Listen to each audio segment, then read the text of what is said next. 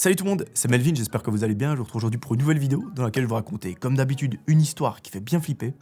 4e jour, on lâche pas, on est vraiment en pleine campagne électorale. On est à peu près, je dirais presque même pile à la moitié de cette semaine, donc j'espère que ça vous plaît. En tout cas, moi je prends un réel plaisir à vous raconter ces histoires, j'espère que ça se ressent. Et bien évidemment, avant de commencer la vidéo, n'hésitez pas à aller voter avec le lien qui est en description. Courage, plus que 4 jours je crois, 3 ou 4 jours où je vous spamme avec ça, puis après c'est terminé. Mais dites-vous que c'est pour la bonne cause. Voilà, je crois qu'aujourd'hui il n'y a pas beaucoup de blabla à faire, n'hésitez pas à scanner le code QR, à cliquer dans la description pour aller voter. Et moi, je vous propose de vous installer confortablement, d'éteindre la lumière de là où vous trouvez, et on est parti pour l'histoire du jour. Qui, mes amis, vous allez voir, fait bien flipper. Déjà, est-ce que vous savez faire ce trick avec un stylo ? J'ai appris ça à l'école. Cette histoire, mes amis, c'est celle de Loïc. Alors mes amis, Loïc, c'est quelqu'un de formidable. C'est un mec super intelligent qui fait des études de droit. Alors on sait pas exactement l'année où il se trouve, mais en tout cas, il en a dans le crâne, parce que il nous explique que c'est le mec qui a la meilleure moyenne de toute sa promo. Le contexte est posé, niveau social, tout se passe à merveille, et d'ailleurs l'histoire va concerner ce niveau-là. Il nous explique que, vu qu'il est en études, il habite encore chez ses parents, mais chez ses parents, il est plutôt à l'aise. Il a une espèce de dépendance dans la maison. C'est en gros un mini appartement 2 pièces qui est dans la maison. Donc autant vous dire que Loïc, il est plutôt à l'aise. Il a de la place, il peut inviter les potes qu'il veut, quand il veut, où il veut. Et ça, franchement, il nous raconte que ça n'a pas de prix. Ce petit filou de Loïc, il nous raconte qu'il a une copine depuis plusieurs années. Qu'entre les deux, c'est l'amour fou, tout se passe très bien, même si, voilà, parfois, il y a quelques disputes. Mais généralement, ça finit par se régler très rapidement et l'histoire continue. Notre ami, il a quelque chose qu'il apprécie particulièrement dans sa vie. Vous allez me dire, moi, c'est faire des vidéos. Vous, je ne sais pas. Peut-être regarder mes vidéos, qui sait. Enfin, j'espère que vous avez un autre hobby dans la vie que regarder mes vidéos, parce que sinon, ça doit être un petit peu ennuyant. Mais notre ami Loïc, son hobby favori, c'est le paintball. Alors, mes amis, en décembre 2025, je suis allé faire la première partie de paintball de ma vie, et je pense sincèrement que c'était la dernière. Pourquoi ? Parce que déjà, ça fait un mal de chien quand vous prenez une bille dans la cuisse, et je rigole pas.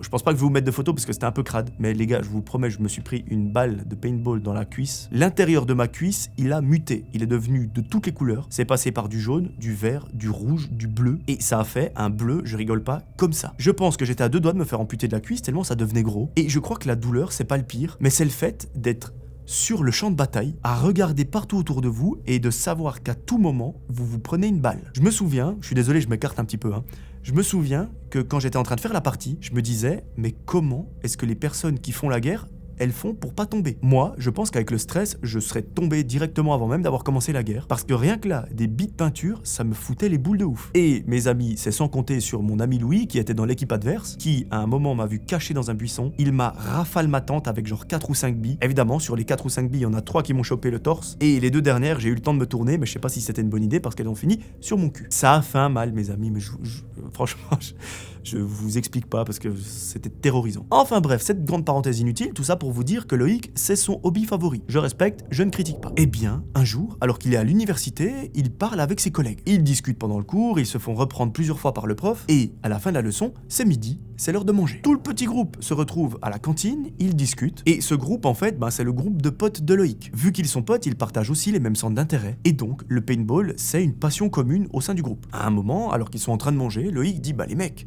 ce week-end, pourquoi on se ferait pas une partie de paintball ? Bon, inutile de vous préciser que tout le monde est chaud, mais Loïc, il dit, cette fois on va pas faire une partie normale en intérieur, etc. Je vous propose qu'on prenne notre équipement et qu'on aille se faire ça en pleine forêt. Tout le monde trouve l'idée géniale, vraiment c'est révolutionnaire. Et notre ami, il complète son offre en disant, écoutez, on n'est même pas obligé de faire ça à 13h ou 14h, quand il fait jour. Pour pimenter le truc, on peut faire ça en pleine nuit. Alors là, mes amis, il en fallait pas plus pour que tout le monde soit extrêmement enjoué à l'idée d'aller faire une partie de paintball en pleine forêt, en pleine nuit. Nous, on a du recul sur la situation, on est posé dans notre fauteuil, on raconte une histoire d'horreur. On sait que les histoires d'horreur, une histoire qui est en pleine nuit, en pleine forêt, ça finit en serait d'horreur. C'est sûr et certain. Mais bon, eux, ils y ont pas pensé parce que peut-être qu'ils ne regardent pas mes vidéos. Tout le monde accepte, ils se mettent d'accord sur un horaire et surtout, dans quelle forêt ils vont faire ça. C'est en gros une forêt qui est pas très loin de chez eux. Ils ne connaissent pas vraiment les lieux, ils savent juste que ils sont allés de temps en temps se promener là-bas, mais pas un truc de fou, du moins vous l'aurez compris, ils n'ont jamais fait de partie de paintball là-bas. Donc, ce sera quelque chose de nouveau pour eux. L'après-midi, ils retournent en cours, ils écoutent le professeur, etc. Et à la fin de la journée, notre ami Loïc prend le bus et il rentre chez lui. Là, avant de manger, il passe un peu de temps sur l'ordinateur pour regarder sur internet des choses concernant cette forêt. Mais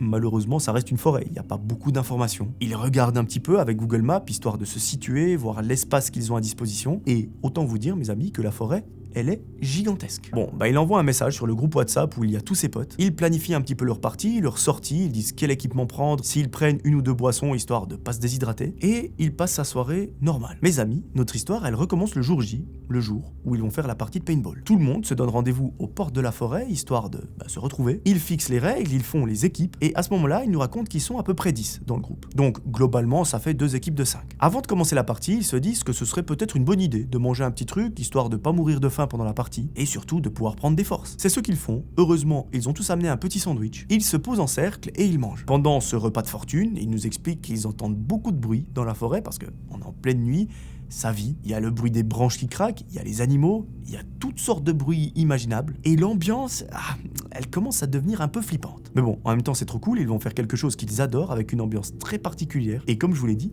c'est la première fois qu'ils vont faire ça. Est-ce que ce sera la dernière ? On sait pas. Au bout de 20 minutes, à manger leur petit sandwich, tout le monde est prêt, ils enfilent leurs équipements, ils s'avancent dans la forêt jusqu'à trouver un endroit où c'est sympa. Là, ils font une dernière petite réunion, ils disent voilà, on essaye de pas dépasser ses bornes, on essaye de pas sortir de la forêt, enfin voilà, l'idée c'est quand même qu'on joue quoi, pas qu'on fasse du cache-cache et qu'on se trouve jamais. Tout le monde accepte, les 2 équipes se séparent et chacun va dans un camp. Là, la partie peut commencer et ils se foutent sur la gueule dès les premières minutes. Le problème, c'est vu qu'il n'y a pas d'éléments qui fixent les limites dans le sens des poteaux, des grillages ou je ne sais quoi, eh bien ils ont tendance à un peu s'éparpiller. Ça fait que au début, ils se rafalent la gueule, ils s'amusent comme des fous, mais plus la partie avance, plus ils trouvent de moins en moins de gens. Loïc, dans son équipe, la stratégie, elle est relativement simple, on reste tous ensemble. On est une équipe, on est une meute, on reste collés les uns aux autres, et on avance en formation tortue. Pendant quelques minutes, ils trouvent aucun adversaire, ils se disent mais ils sont partis où ? Ils avancent dans la nuit, ils ont simplement 2-3 lampes de poche pour voir où ils vont. À un moment, Loïc se prend une branche, il tombe, il se relève très vite et là, il voit ses adversaires. Ils se mettent à les allumer avec leurs billes de peinture. On entend des gros cris de gens qui se prennent des billes et franchement pour l'avoir vécu, je comprends. Et là, vraiment la tension dans la partie, elle est incroyable. Les 2 équipes s'allument entre elles et tout à coup, il y en a une qui recule. À nouveau, pendant plusieurs minutes, ils ne se croisent plus, jusqu'à un moment où un des joueurs tire. Malheureusement, c'est Loïc qui se prend la bille de peinture,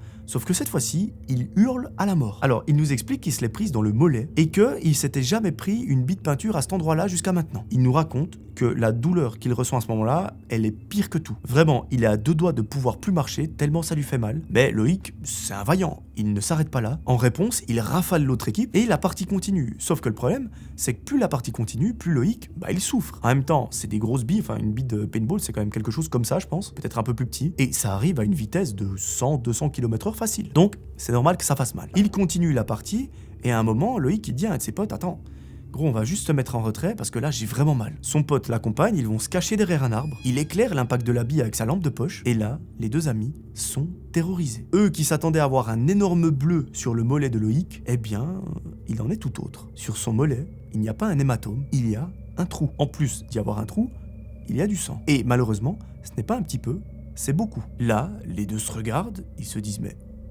c'est quoi ce bordel ? Une bille, ça peut pas faire cet impact. Que ça t'arrache la moitié du mollet avec un gros bleu, je comprends, mais de là à faire un trou, c'est pas possible. Parce que de toute façon, la bille, elle explose à l'impact. C'est comme ça, c'est physique. Là, il y a 20 secondes, 30 secondes qui se passent, et les 2 relèvent les yeux, ils se regardent, et ils comprennent très vite que ce que Loïc a reçu dans le mollet, c'est pas une bille de paintball, c'est autre chose, ça peut être un fragment de métal, ou pire que ça, une balle de pistolet. Quand ils comprennent que Loïc vient de se prendre en réalité une balle dans la jambe, mais pas une bille, une balle, là, l'ambiance, elle change radicalement. Deuxième chose à penser, alors déjà, c'est de se soigner, d'arrêter l'espèce de pseudo-hémorragie, et surtout, de savoir qui a tiré cette balle. Est-ce que c'est un membre de l'autre équipe qui a complètement vrillé et qui a sorti un gun, chose qui est quand même peu probable, ou pire que ça, est-ce que c'est quelqu'un qui n'a rien à voir avec eux qui lui a tiré dessus de façon volontaire? Ça, c'est la chose à savoir. Premier réflexe qu'ils ont, c'est de mettre un message sur le groupe WhatsApp en disant les mecs, chose grave, je me suis pris une vraie balle, c'est pas une blague, j'ai vraiment la jambe en sang, donc s'il vous plaît, on se retrouve tous à la sortie de la forêt et on se barre. Le problème, c'est que les autres, ils sont encore en train de jouer la partie, donc la dernière chose qu'ils vont faire, c'est d'aller voir sur le groupe WhatsApp. Évidemment, Loïc n'a aucune réponse, personne ne regarde la conve, et là, c'est problématique parce qu'ils n'ont ni radio, ni talkie-walkie, ni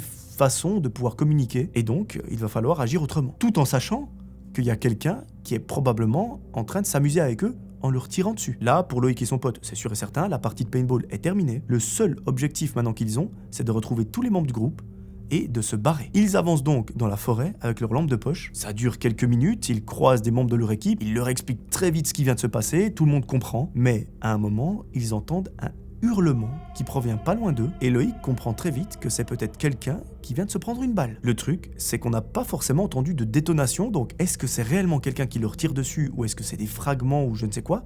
On sait pas. Vous allez me dire, concrètement, on s'en fiche, le but c'est de partir le plus rapidement possible, et l'enquête, on aura le temps après. Ce premier cri, il est suivi par un deuxième, mais encore plus fort, et là, on comprend très vite que la situation est dramatique, parce que déjà, on ne voit rien, et au moment du deuxième cri, à cet instant précis, Loïc, il sursaute tellement c'était fort, et le premier réflexe qu'il a, c'est de lever la tête et de regarder autour de lui. Il pointe sa lampe de poche comme ça, et à un moment, il voit du mouvement derrière un arbre, et on dirait quelqu'un qui se barre en courant. Le gars, vraiment, il court dans la direction opposée, il s'éloigne, et Loïc comprend très vite que ce gars, c'est pas n'importe qui, c'est peut-être la personne qui s'amuse à les terroriser, et surtout, qui leur tire dessus. Là, il se met à lui courir après, mais au bout de quelques mètres, il se ravise et il se dit « Mais attends, je suis en train de courir derrière un mec qui lui a une vraie arme, moi j'ai l'équivalent d'un nerf. » Bon, je vous fais pas un dessin, mais en combat, il y en a un qui gagne, l'autre pas. Je vous dis pas qui, je vous laisse deviner. Donc, il s'arrête, il rejoint ses potes, et là, au bout de quelques minutes, tout le monde arrive à se rassembler. Loïc prend la parole, il dit « Les mecs, la situation est extrêmement grave, là, il faut qu'on sorte de la forêt et qu'on trouve un moyen d'aller à l'hôpital, parce que moi j'ai une balle dans la jambe, et l'autre pote, visiblement, il a été touché au bras et dans la jambe. Malheureusement pour lui, c'est lui qui s'est pris les 2 autres balles. Le problème, c'est que Loïc, il boite, son pote, il boite aussi, et donc il faut trouver un véhicule pour les emmener. Chose qu'ils n'ont pas actuellement parce que les voitures sont dans le parking. Il rebrousse donc chemin, il reste très attentif aux alentours, histoire que le mec ne débarque pas à nouveau puis qu'il est canarde. Et évidemment, ils sont complètement désorientés, ils sont complètement perdus, ils savent plus par où ils sont venus. Mais au bout de 20 minutes de marche, ils arrivent enfin à retrouver les véhicules. Là, Loïc nous dit que tout simplement, il est plus en état de conduire, donc c'est un pote qui prend sa voiture. Et ce pote, le code de la route, c'est une notion qui n'existe plus. Ils foncent comme un troubadour en direction de l'hôpital. Et une fois arrivés aux urgences, ils expliquent ce qui s'est passé. Très vite, la police est tenue informée de la situation. Loïc et son pote sont opérés, ils sont recousus, etc. Heureusement, les balles n'ont pas fait trop de dégâts, alors elle a quand même fait un trou dans la jambe, mais ça aurait pu être bien pire. Dans le sens, ils n'auront probablement pas de grosses séquelles par la suite. Mais maintenant, il y a toujours un fou furieux dans la nature qui s'amuse à tirer sur de parfaits inconnus. Pas avec des billes de paintball, mais avec des vraies balles. Et idéalement, il faudrait pas que la police traîne trop avant de mettre la main dessus. Là, mes amis, il y a des moyens colossaux qui sont déployés. Il y a carrément un hélicoptère avec un gros phare qui éclaire absolument toute la forêt. Il y a des patrouilles qui sont à pied, qui sont en train de chercher partout, et ils ont même fait venir les chiens, donc c'est pour vous dire qu'ils prennent ça au sérieux. Finalement, après plusieurs dizaines de minutes à fouiller la forêt, la police arrive sur quelque chose de particulier. Ils ont une piste parce que il y a une maison pas loin qui ressemble à une ferme, et c'est à peu près la seule présence humaine qu'ils ont. Ils se disent qu'il y a sûrement quelqu'un qui habite là-dedans, ils vont aller demander pour voir s'il a des informations. 3 policiers vont toquer, et malheureusement, personne ne répond. C'est bizarre, parce que déjà, on entend la télévision derrière la porte, et les lumières sont allumées. Ils toquent, cette fois-ci un petit peu plus en bourrinant, en criant « Police, on a besoin de vous parler ». Et là, les agents entendent des pas qui proviennent de derrière la porte. Là, ils sentent que...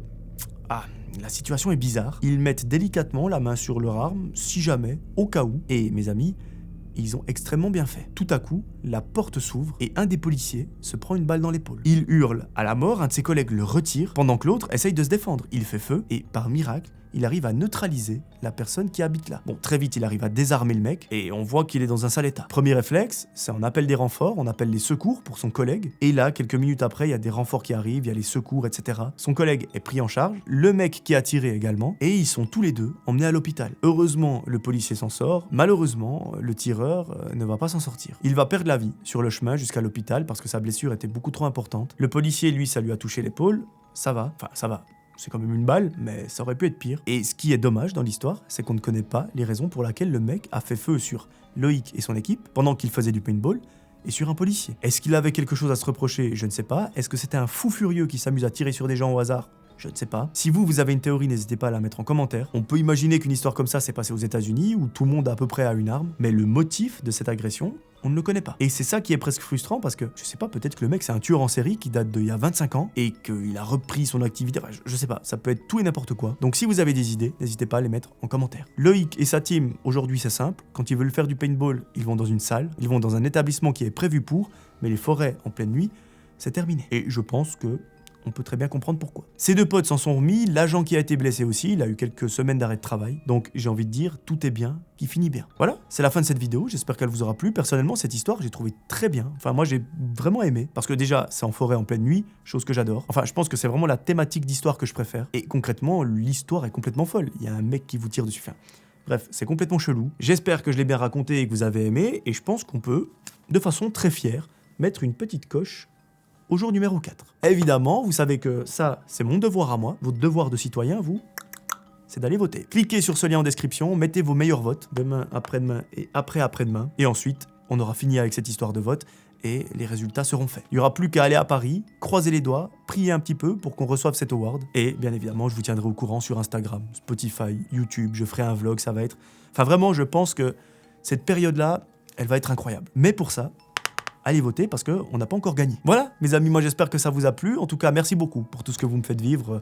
Voilà, je vous le dis assez, je vous répète pas mal, mais je continuerai de le répéter jusqu'à mon dernier souffle parce que je vous aime du plus profond de mon cœur. Si je vis ça, c'est grâce à vous. Et la moindre des choses que je peux vous faire pour vous remercier, de me soutenir autant, de voter autant, de juste me soutenir depuis presque 6 ans, eh bien, selon moi, c'est de produire des vidéos, de vous faire des semaines spéciales. Comme ça, vous avez un épisode par jour pour bien dormir, pour vous déstresser, vous relaxer. Et c'est franchement un truc que je kiffe faire. Voilà, moi je vous retrouve demain pour un nouvel épisode. D'ici là, j'aimerais que vous preniez soin de vous. C'était Melvin, ciao tout le monde.